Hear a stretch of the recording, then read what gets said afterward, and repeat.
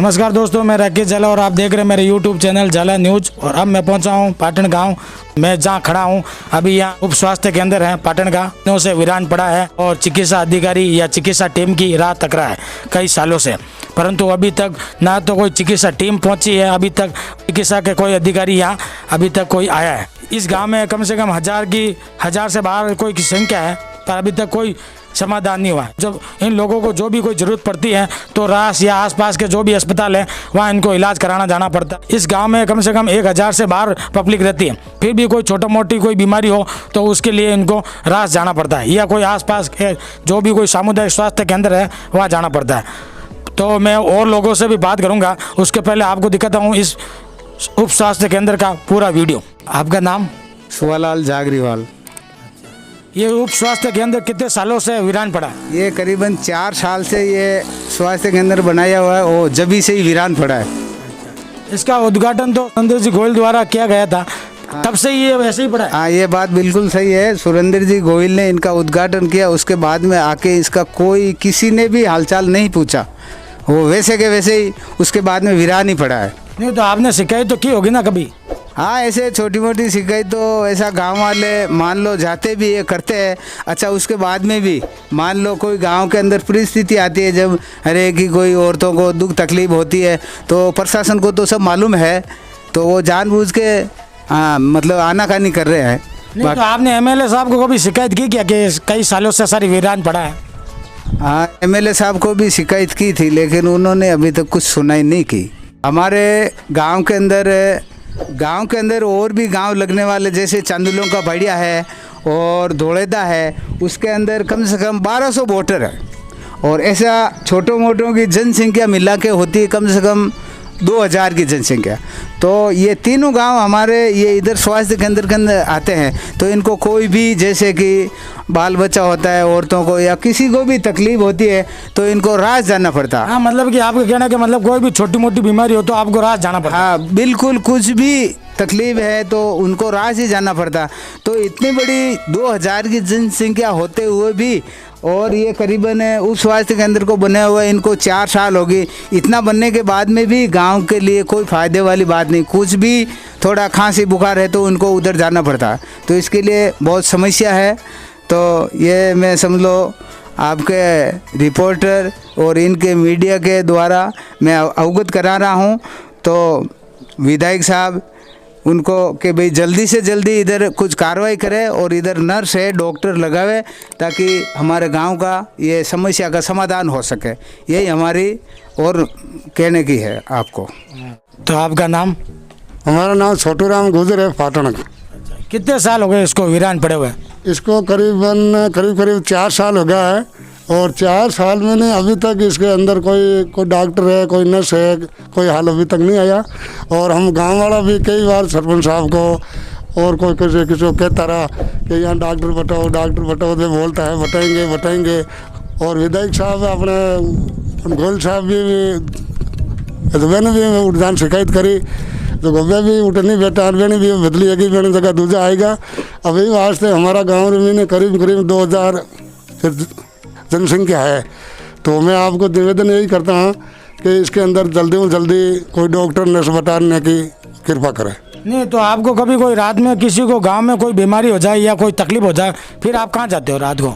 आधे रात बिरात कोई बच्चों है, टावर है या जैसे कोई इधर औरतें रहे कहीं जावे तो हम तो जैसे रास जाते हैं।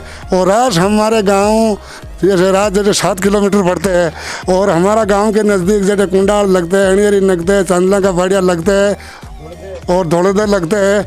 हमारा इस गांव के आड़े पाड़े मतलब और भी गांव लगते हैं। तो कोई हमारे को हरी बीमारी जाए तो हम तो रास जाते हैं, यह हमारे लिए कोई सुविधा नहीं है। तो आपका नाम? शिवराज गुज्जर। तो शिवराज जी, ये कितने सालों से बड़ा और आपने कभी शिकायत की क्या इसके बारे में कभी किसी से?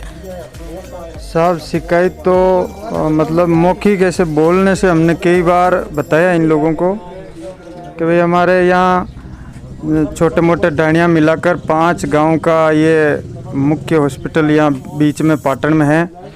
तो यहाँ कोई नर्स वगैरह बैठे तो हमारा मतलब 6-7 किलोमीटर रास का आना जाना नहीं रहे। रात में इमरजेंसी में कभी भी तो कोई भी समस्या हो जाती है तुरंत राह जाना पड़ता है। अब कई बार हमने शिकायत की तो बोलते थे, आश्वासन तो देते हैं कि भाई क्या हो जाएगा, लेकिन अभी तक हुआ नहीं। सामान भी अंदर पड़ा बता रहे हैं भाई।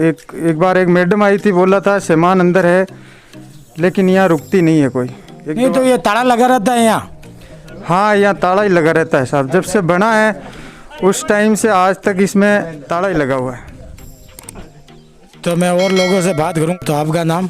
समदर जागृत, ग्राम पाटन 1 नंबर का वार्ड पंच। नहीं, ये कब से वीरान पड़ा है और कितने सालों से? और आपने कभी पंचायत में शिकायत तो की होगी ना इसकी? हमने पंचायत में नहीं, जब भी सरपंच हुआ वार्ड पर, ये वार्ड पंच का ये विधानसभा का चुनाव होता, हमने सभी ने गाँव वालों ने बोला ही है कि भी हमारा हॉस्पिटल बने हुए 4-5 साल हो गए, लेकिन यहाँ तक कोई डॉक्टर की व्यवस्था नहीं है। जैसे आपकी एक महीने 20 तारीख को जो पंचायत में मीटिंग होती है, हर महीने की 5 तारीख और 20 तारीख को मीटिंग होती है, तो आपने वहाँ लिखित में दिया होगा कभी?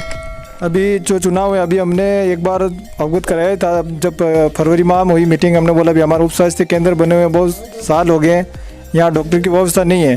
तो सरपंच साहब ने आश्वासन दिया है कि भी हम जल्द ये व्यवस्था करेंगे, लेकिन अभी तक कोई समाधान नहीं हुआ। अभी जो नए चुनाव उसमें तो हमने मांग उठाई है, पहले पुराने बने हुए 4 साल हो गए, क्या पता अगले वार्ड पंच या अगले सरपंच साहब ने वो मांग उठाई या नहीं उठाई हो। कई बार हमें रात में भी हमारे परिवार के साथ में भी दुर्घटनाएं घटी हैं डिलीवरी टाइम, तो एम्बुलेंस के लिए भी आने जाने के लिए रास्ता भी बिल्कुल गड्ढे हैं, तो आने में लमसम आधा 1 घंटा लगता है। तो और वहाँ से फिर रात जाओ, रात में अगर डिलीवरी नॉर्मल नहीं हो, ऑपरेशन हो, तो फिर हमको ब्यावर तक जाना पड़ता है।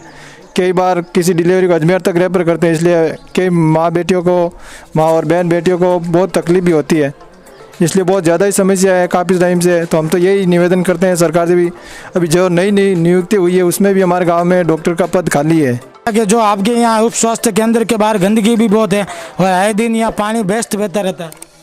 पानी वेस्ट तो बेहतर ही है, यहाँ जो लगे हुए हैं वो कर्मचारी जो पानी की सप्लाई में, उनको इन्होंने ध्यान दिया ही नहीं है। और हमारे जो बास में उस टंकी हमने जो पानी जल संरक्षण वाला है जो बूंद बूंद टपकता है, हमने उसके लिए भी किया है। सभी ग्रामवासियों के लिए हमने हॉस्पिटल जब स्वीकृत हुआ तो गाँव वालों ने किए, ज़मीन की व्यवस्था नहीं थी, तो संपूर्ण ये रेगर समाज के जो पहले जो जूतियों का काम करते थे वो कुंडाले की ज़मीन यहाँ रेगर समाज ने संपूर्ण यहाँ इस स्वास्थ्य केंद्र के लिए दी थी कि भाई जो हमारे गांव के लिए ये सुविधा हो जाए तो हम बाहर नहीं जाएंगे और दवाई पानी हमको यहीं मिलेगी। इसके लिए हमने सभी संपूर्ण रेगर समाज लिखित में पंचायत में देख के ये हॉस्पिटल के लिए पूरी संपूर्ण रेगर समाज ये ज़मीन इस उप स्वास्थ्य केंद्र के लिए दी। फिर भी हम बहुत ही ज़्यादा परेशान हैं, बनने के बावजूद भी 4-5 साल हो गए, कोई डॉक्टर कोई नर्स की यहाँ व्यवस्था नहीं है। तो आपका नाम? खदीराम। कितने सालों से ये 4-5 साल से ये पड़ा है, ऐसे ही कोई फायदा नहीं है। ये नाले है, गंदा है, नाली निकालनी चाहिए, रोड निकालनी चाहिए, अटे व्यवस्था आनी चाहिए। गाँव में कोई सुविधा नहीं है, हॉस्पिटल बढ़ाई के क्या फायदा। तो कितने दिनों बंद ही रहता है हमेशा? 4 साल है कि 4-5 साल है कि बंद पड़ा, कोई फायदा नहीं है इनका। इन्हें भी हटाई दे तो भी बढ़िया रह के है ही नहीं है। नहीं तो सरकार से कुछ कहना चाहते हो आप? क्या बोल दिया 2-3 बार मीटिंग ली, मीटिंग में भी बोल दिया, लिखित में भी दे दिया, तो भी सुनाई नहीं करता। सरपंच ने भी बोल दिया भाई कि ये बात हो रही है, तो वो भी कह रही हाँ करांगा, कुछ नहीं हो यार। तो जैसा कि आप हमारे पीछे देख रहे हो, उप स्वास्थ्य केंद्र के बाहर यहाँ कितनी गंदगी पसरी हुई है और कई सालों से यहाँ लोग बेचारे दुख पा रहे हैं। कई बार पंचायत में और उच्च अधिकारियों को अवगत भी कराया, पर अभी तक कोई कार्रवाई नहीं हुई है। और यहाँ 2000 की जनसंख्या है और यहाँ जो भी कोई लोगों को छोटी मोटी बीमारी होती है तो उनको राज या आसपास के इलाके में जो भी उप स्वास्थ्य केंद्र है वहाँ जाना पड़ता है। इनके गांव में उप स्वास्थ्य केंद्र होते हुए भी इनको परेशानियों के सामना करना पड़ता है। तो अब मैं आपको दिखाता हूँ, जैसे उप स्वास्थ्य केंद्र के बाहर और भी ऐसी बहुत सी जगह है जहाँ गंदगी पसरी हुई है और कई सालों से ये वीरान पड़ा उप स्वास्थ्य केंद्र चिकित्सा टीम के लिए तरस रहा है और चिकित्सा अधिकारियों द्वारा अभी तक कोई कार्रवाई नहीं हुई है। और अभी तक ये उप स्वास्थ्य केंद्र या ये पूरे गांव वाले स्वास्थ्य केंद्र के लिए जो भी अधिकारी हैं और जो भी इसकी टीम है उसकी राह तक रहे हैं। तो मैं आपको दिखाता हूँ आगे का वीडियो। जैसा कि आप हमारे सामने ये टावर देख रहे हो, इस टावर पे पानी की टंकी लगाई हुई थी, पर बारिश की वजह से या तूफान आने की वजह से ये टंकी भी गिर चुकी है। और जहाँ यहाँ आप देख रहे हो जो अस्पताल का कचरा डालने के लिए ये खड्डे बनाए हुए हैं, यहाँ अब लोग उपाय ले रहे हैं। और उप स्वास्थ्य केंद्र की मरम्मत भी कुछ ऐसी हो गई है कि अब देखने लायक नहीं है। 4 सालों से वीरान पड़ा उप स्वास्थ्य केंद्र, अभी तक इसकी कोई हालचाल नहीं पूछ रहा है और ऐसे ही ये वीरान पड़ा है। गाँव वालों को भी यही कहना है कि जल्दी से जल्दी हमारे लिए या इस उप स्वास्थ्य केंद्र के लिए जो भी चिकित्सा टीम या एएनएम या जीएनएम की व्यवस्था करवाए, जिसकी वजह से इन लोगों को बाहर ना भटकना पड़े या आसपास के जो कोई उप स्वास्थ्य केंद्र में नहीं जाना पड़े। इनके गांव में उप स्वास्थ्य केंद्र होते हुए भी इनको आसपास के इलाके में भटकना पड़ता। जैसा कि आप हमारे पीछे देख रहे हो, ये है उप स्वास्थ्य केंद्र। उप स्वास्थ्य केंद्र के पीछे जो ताला लगा हुआ है और 4 सालों से ये ताला ऐसे ही लगा हुआ है। 2000 से समथिंग यहाँ की जनसंख्या होते हुए भी ये ऐसे के ऐसा पड़ा है। अंडर की तरह ये उप स्वास्थ्य केंद्र बना हुआ है और सुरेंद्र जी गोयल द्वारा इसका उद्घाटन भी 4 साल पहले पूर्व किया गया था। पर अभी तक ना तो कोई जीएनएम आई और ना ही कोई डॉक्टर की कोई टीम यहाँ पहुँची है, जिसकी वजह से ये गांव वालों का यही कहना है कि जल्दी से जल्दी यहाँ कोई डॉक्टर या चिकित्सा अधिकारी या कोई टीम की व्यवस्था करवाए। समस्या है, इस समस्या का जल्दी से जल्दी समाधान करें। और मैं राकेश जाला एक नई वीडियो के साथ ज़रूर हाजिर रहूँगा। तब तक के लिए जय हिंद, जय भारत। और मेरा वीडियो अच्छा लगा हो तो लाइक, शेयर, सब्सक्राइब और बेल आइकन ज़रूर दबाएँ और मेरे वीडियो को शुरू से एंड तक ज़रूर देखें और शेयर करना ना भूलें। आगे भी कोई ऐसी वीडियो होगी तो मैं ज़रूर लाऊँगा। तब तक के लिए जय हिंद, जय भारत, राम राम सर।